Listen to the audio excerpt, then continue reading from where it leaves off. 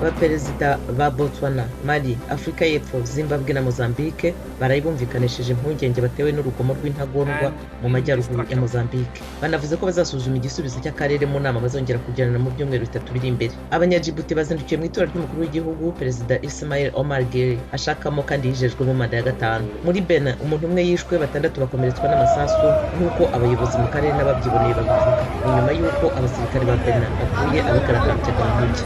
Polisi igoma muri Congo ejo yarashe ibyuka bibyara mu maso kandi ita muri yombi abigaragambyaga basaba ko abasirikare b'amahoro babonye bava mu gihugu, bashinjwa kuba bananiwe guhagarika ubwicanyi.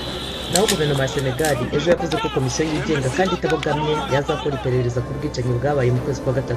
Abantu 5 biciwe mu mukwabo nyuma y'uko umuyobozi utavuga rumwe n'ubutegetsi Ousmane Sonko atawe muri yombi kandi agashinjwa gufata ku ngufu. Il y a des impatiences